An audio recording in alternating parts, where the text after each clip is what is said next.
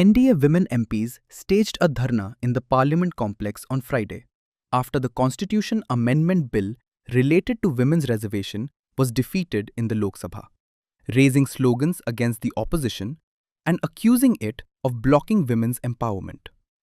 Protesting MPs held placards and raised slogans, expressing anger over the bill's defeat. Union Minister Annapurna Devi said, "The women of this nation will give a befitting reply to the opposition."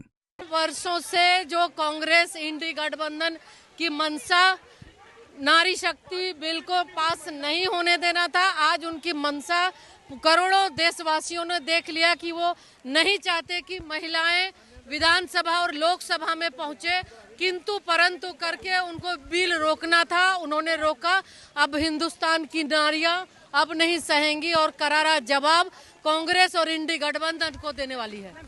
BJP MP Aparajita Sarangi termed the development a setback for women, saying it's a defeat for half the country's population.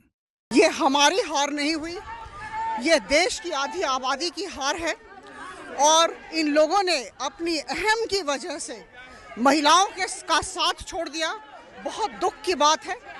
हमारी तरफ से बहुत कुछ इन्हें समझाया गया था, सारे तर्क वितर्क इनके साथ हमारे हुए, लेकिन ऐसी स्थिति में इन्होंने आधी आबादी को जो अधिकार देना था, उनका अधिकार है संसद में आना। आज हम जानते हैं 13.6% सांसद महिला संसद के अंदर बैठती हैं। बड़े दुख की बात है। और जब समय आया था, हमें लगा यही समय है, सही समय है, उस समय इन लोगों ने हमारा साथ छोड़ दिया। मुझे लगता है देश की आधी जनता इन्हें कभी माफ नहीं करेगी।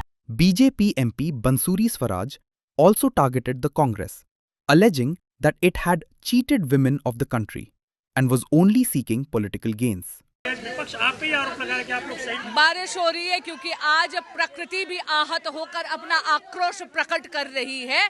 आज वचन पूर्ति का दिन था, लेकिन कांग्रेस पार्टी और विपक्ष के ऊपर केवल राजनीतिक स्वार्थ ही छाया हुआ था, इसलिए उन्होंने इस देश की मातृशक्ति के साथ आज धोखाधड़ी करी है।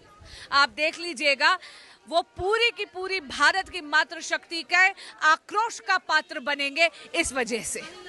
BJP National President Nitin Nabin on April 17th said that the party and its allies would hit the streets to expose the anti-woman mindset of the opposition after the Constitution Amendment Bill on women's reservation, along with the delimitation bill, failed to pass in the Lok Sabha.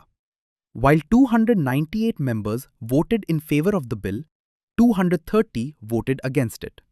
Out of 528 members present and voting, the bill required at least 352 votes to pass. The proposed legislation aimed to operationalize 33% reservation for women in legislatures ahead of the 2029 parliamentary elections.